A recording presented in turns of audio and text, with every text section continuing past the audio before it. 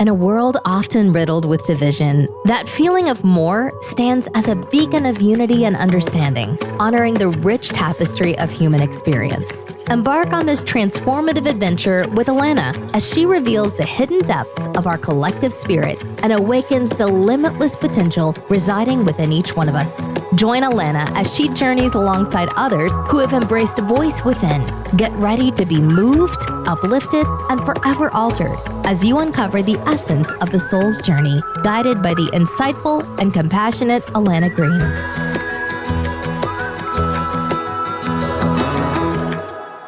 Hello, everyone, and thank you. Welcome back to That Feeling of More podcast. And I'm so excited to have my guest here today, Elizabeth Watson, who is a certified mindset and manifestation coach and empathic intuitive reader. I'm so excited, from the information that I've received to hear a little more about your story and to delve into this a little deeper. So why don't we just start with if you want to say hi and introduce what you kind of do in this point in time. Hey, well, thank you so much for having me. I'm so excited to be here. This is a topic that's near and dear to my heart, and I'm really jazzed to dive into it. So, as you said, I'm a mindset and manifestation coach and an intuitive empathic reader. And so what I do is I help people manifest the life of their dreams by using the science and techniques of mindset management, and then a spirit-led structure that really leads to a transformative experience. And it's all about finding the whole self healthy life balance that works for each individual client and letting their intuition really guide them to the steps that are going to take them to those dreams that they've had for themselves, for their families, for their entire circles. I love working with moms most of all, because that's what I am as a mom, who have just lost themselves to everybody else's needs. But they know deep down inside them that there's something more for them, for their family, for the life path that they're on. And they just want to find that time to go for it, but they don't even know where to start. And I also love working with soulpreneurs, those people who have let their spirituality guide them to a business to help others, but also follow their calling. And if they're ready to start their business or scale it to the next level, I love to come in and help them just get really super clear on what that is, and then help them bring it into reality. Ooh, I love that. I feel that obviously from the story I shared, that this is kind of what brought me here as well. So I love and I feel that totally. So let's go back into a little bit of the story and now, because I would love to hear a little more about your journey and what's led you to this point. So if you would just give us a little bit of the background of how you have come across your own spirituality and what that journey kind of looked like. Absolutely. So I started reading for myself when I was in my teens. My mother thought it was a rebellious stage that I was going to the witchy thing. But I had connected with my best friend, who I still have to this day. And we both realized that our spirituality lay along a path that wasn't the norm, wasn't the traditional. It wasn't Christianity. It wasn't Buddhism. It wasn't, any of the main ones that were so common around us in our culture. We realized that what really spoke to us came from the inside. And so we did a lot of exploring around metaphysical shops. We got the books, we got the candles, the incense, the first tarot decks and things like that. And it really became a lifelong journey from there, but it was on again, off again. And you know how that is when life comes into play. You only have so much time to devote to your spirituality as you're on your own journey of finding out who you are through college, through relationships, through building a family. So it was more off again than it was anything else. But I always had this very central belief in myself that I knew my intention was magical. I knew that my intention shaped so much around me, and I never wavered in that belief, even as life threw all the things at me. So fast forward many years, and we get to 2021, and I'm having my third child, and the experience is drastically different from my first two, and it's a little traumatic. It was an emergency C-section. He's in the NICU for a while. I'm in the hospital for a while recovering. But what happens after everything's all said and done, we're good, we're home, we're happy, we're healthy. And all of a sudden, my intuition unlocks on this deeper level than anything I'd ever experienced before. And when I was in my early 20s, I had gone to a reader who had told me, "Oh, girl, you have so much power that you have access to, but you were blocked from it for some reason. And I don't know what that is. Maybe it's a past life thing, maybe it's a current life thing that you just, for whatever reason, you were cut off from it. And I don't even know what to suggest." Can I just pause for 1 second? I do want to get Yes. into this, but can you just, for those that are listening, like, can you tell me what a reader would be? Like, if you can elaborate Yes, on. yes. So it's a wide, wonderful world of people who identify as that. This particular woman was someone who did aura reading. She did tarot reading for me. She looked at my palm a little bit. So she kind of brought a lot of modalities in. She brought a lot of different things in. And her advice was also kind of eclectic as well. She had she had me pick a crystal and look at some totems and feathers and things to see what really spoke to me, what energetically spoke to me. And then I myself, as a reader, I read with tarot and oracle. I do pendulum work. So there's a lot that comes into who identifies as a reader. And it's really about what sparks their intuition. All of these are just tools that we use to tap into our intuition and find what guidance is being offered from, call it the divine, the universe, spirit, your ancestors. There's so many different places that it could be coming from or that you could identify with. But when it comes down to it, a reader is someone who uses tools to tap into that intuition to provide guidance and messages from all of that higher power. Yeah, no, that's perfect. I appreciate that. So sorry to Absolutely. interrupt that beautiful story, but if you want to No, pick no, up no, it's okay. that you had this reading and Good. she was talking about the blocking and yeah. Right. So she told me that I was blocked and she had no real suggestion for how to get to it. She said, maybe it's something, a life experience you haven't had yet. Maybe you're waiting for another incarnation.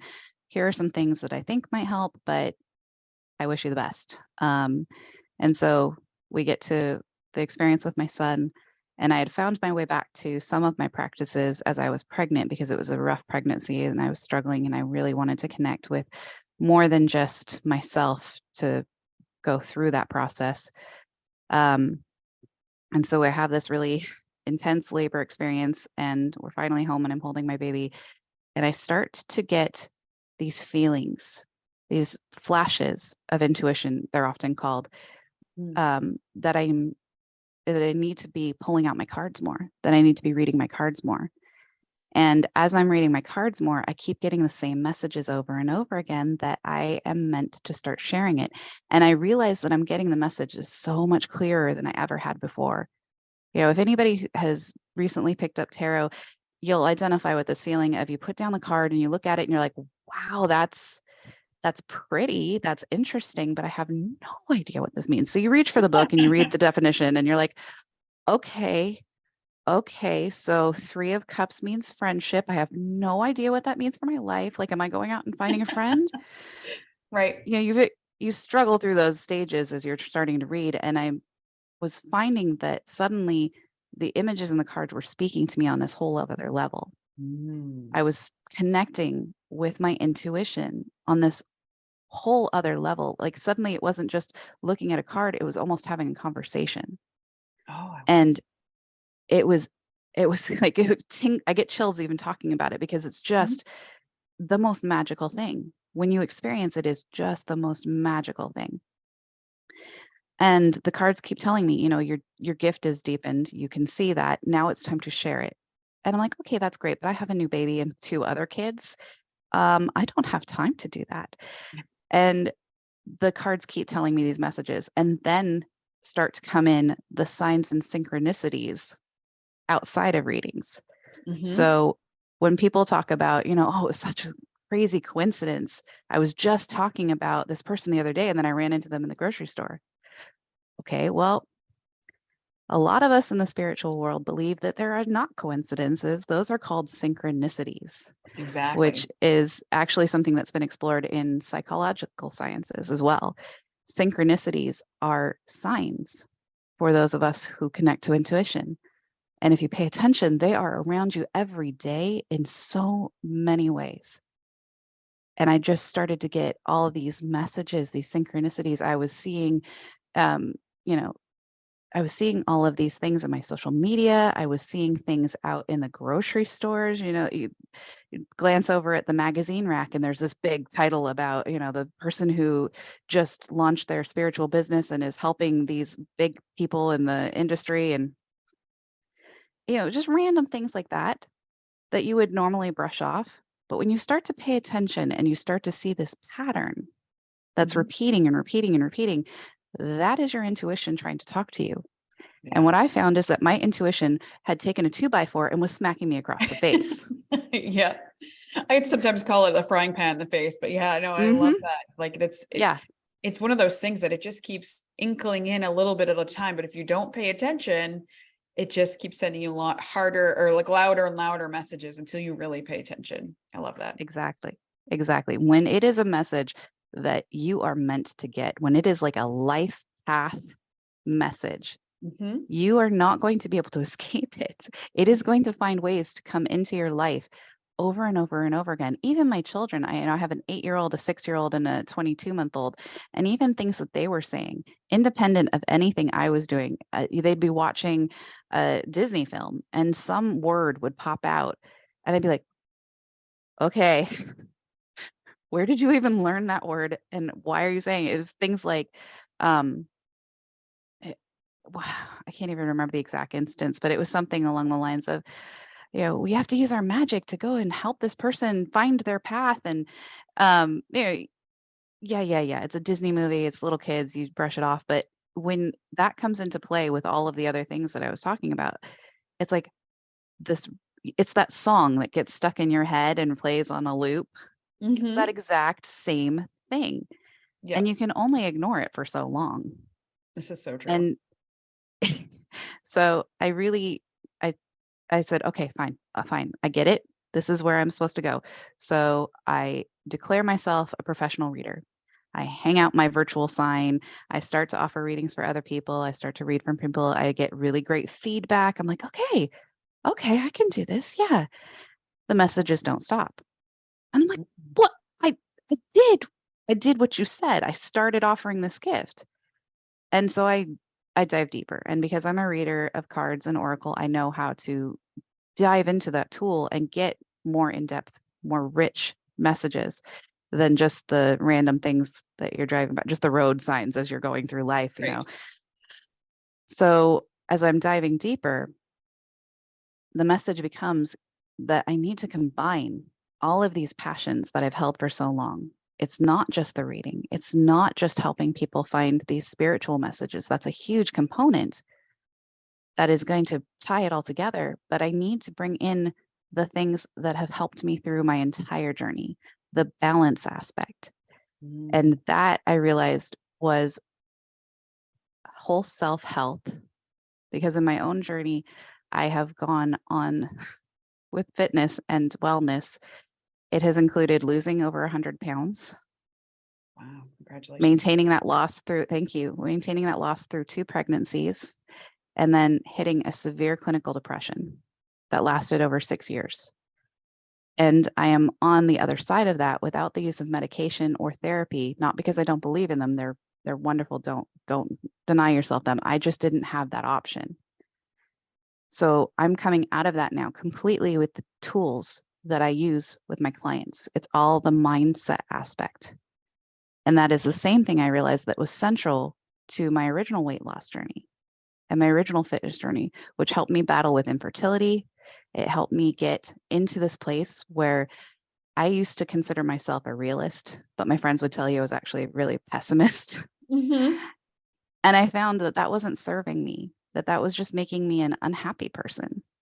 And I changed it. I changed it. I changed a lifetime of these limiting beliefs. And I used mindset to do that.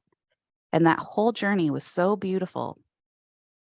And then I hit my depressive state because I failed to set boundaries with an individual who didn't support that. And I didn't realize the impact it had until it was too late, until I was already spiraling. And I know now that I had to go through that experience so that I could understand all the elements that tie into it. And the message I was getting so clearly over and over again was, now you have these tools, now you understand the path, and now it's time to show others the way. Now it's time to articulate it so that other people who have been where you have been can find their way out. Oh, that is powerful. And just how you allowed the unfolding. And this is the thing, like we start to get these pieces, like fragments of a puzzle.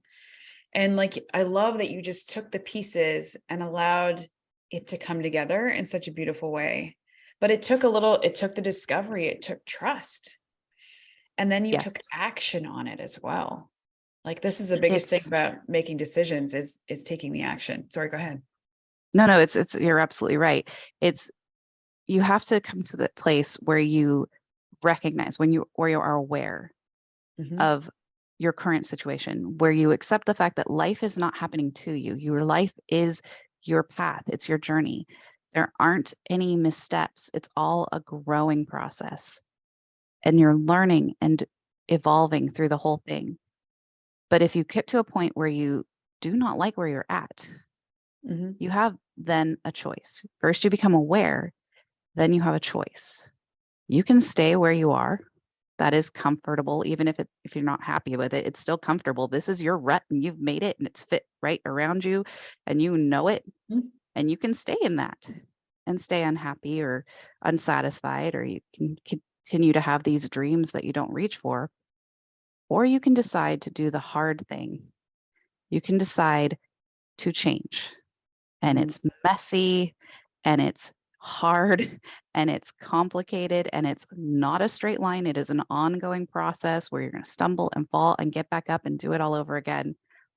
But if you make that choice and you stick with it and you get yourself the right tools, the right techniques, the right core reason why you're doing it, and support, you can go through this transition that opens up a world that is pure magic.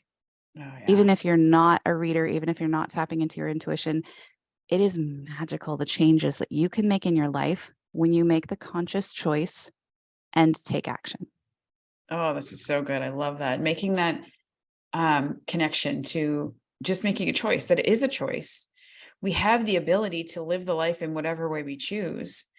But like you said, it's that choose part. We can choose to stay in the comfortable rut that we're so used to creating that same pattern, or we can choose a different idea. We can choose a different path. And that's powerful. That's a strength or power that we all have within us, is this power of choice.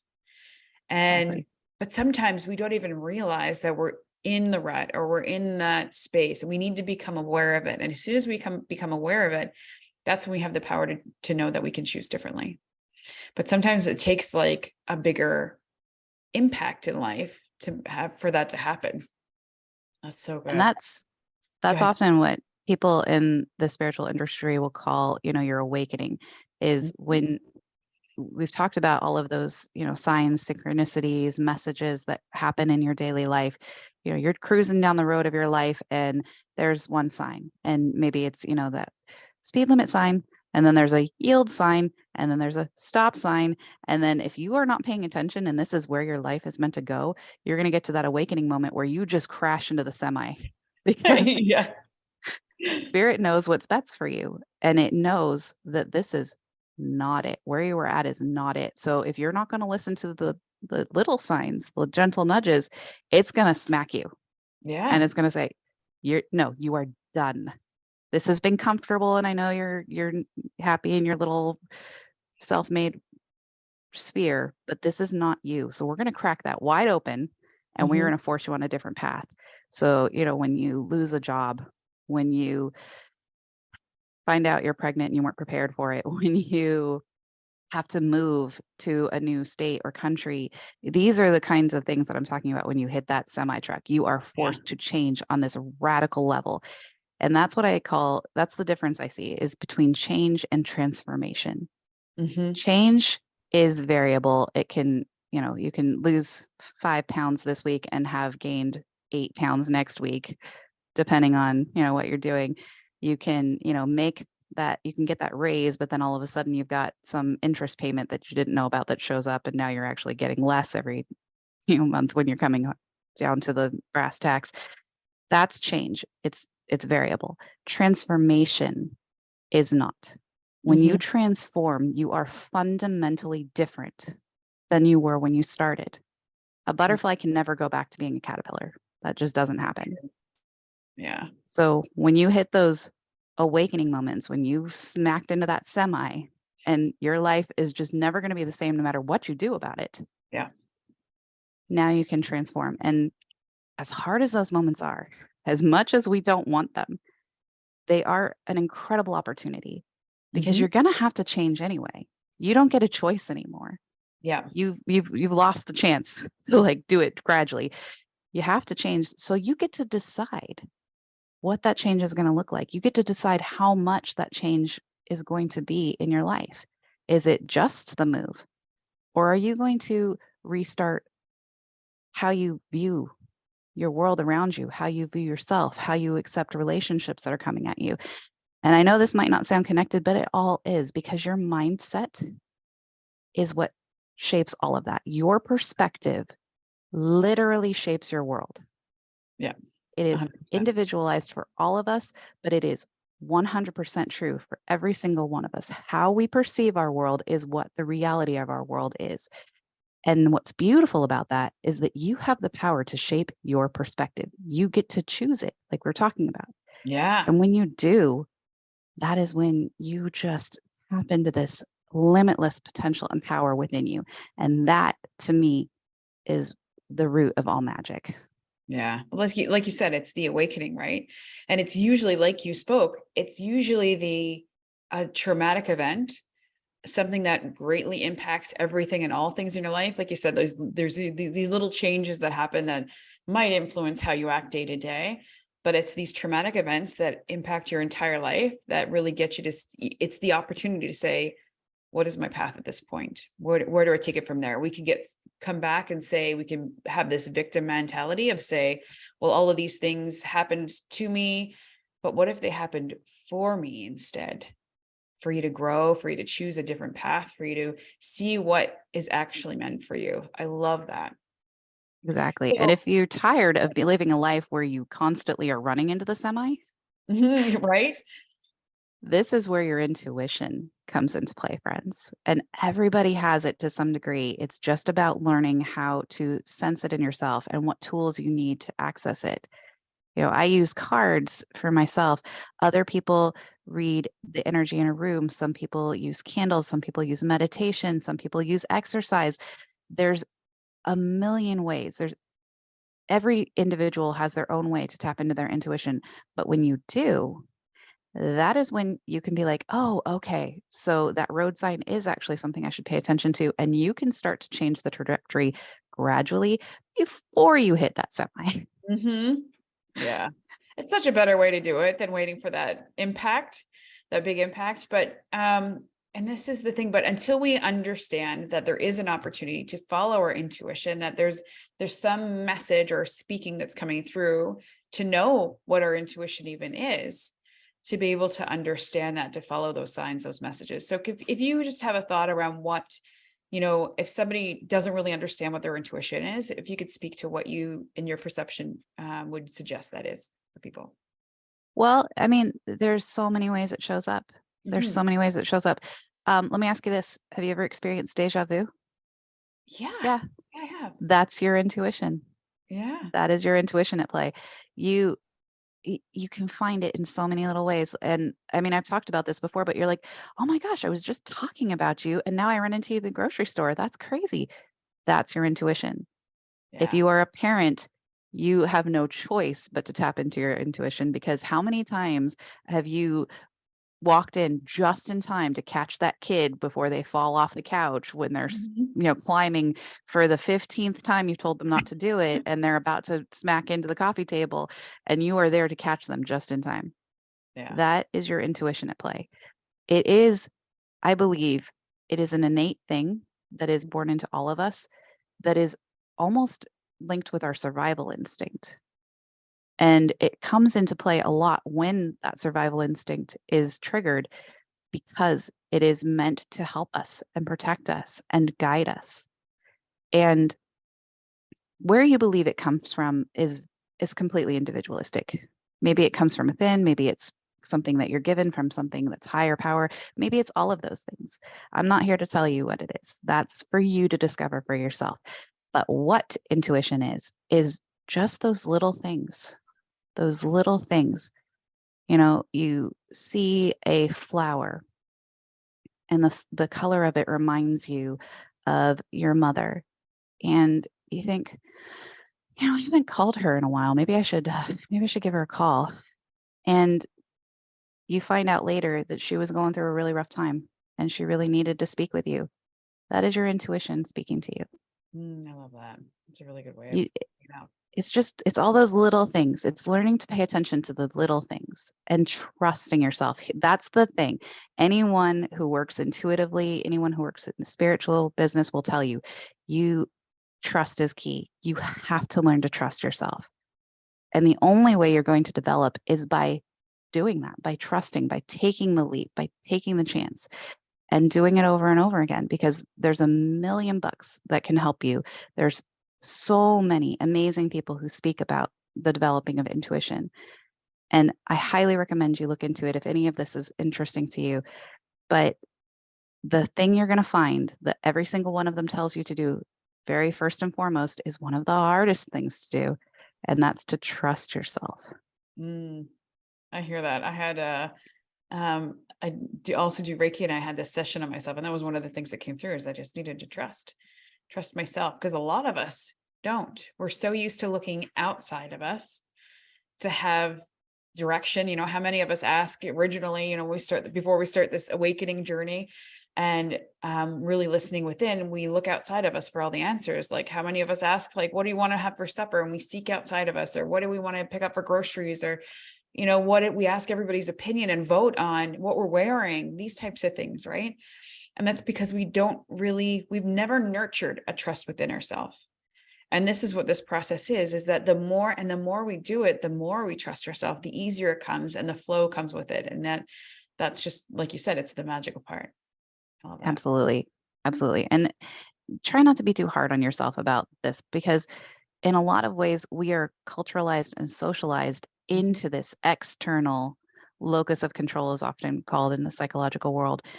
We are trained to look outside ourselves. Yeah. You know, in school, you need to listen to your teachers. At home, you need to listen to your family. In religious circles, you're often listening to a priest or a pastor.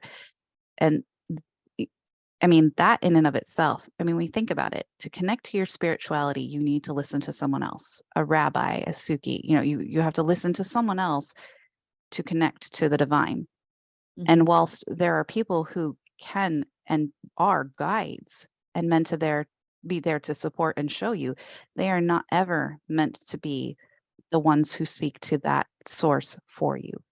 That is inside of you. You have the ability to connect to that any and every time you want to.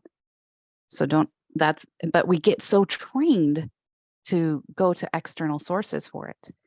And it's no wonder that we struggle to trust ourselves, because the messages we're getting are constantly, oh, you're going to need management approval for that. Right. You're going to need to talk to this person to do that. And it's not true. It's not true. It's not true. It's part of the, like you said, we get it from all these places, but it's also through our workplace. Like you said, it's that employee mindset. And, you know, we rely so heavily on it. So I love that you're saying that, you know, that there's this societal norm that's out there that we're trained to do it. And this is this awakening shift that's happening right now, where people are starting to wake up and feel like, wait a minute, I don't need to do it the way I've always been told to do it. And when we start following our heart, our intuition, our inner guidance, like you said, wherever you feel that comes from, it is such a beautiful, it leads you down the right path.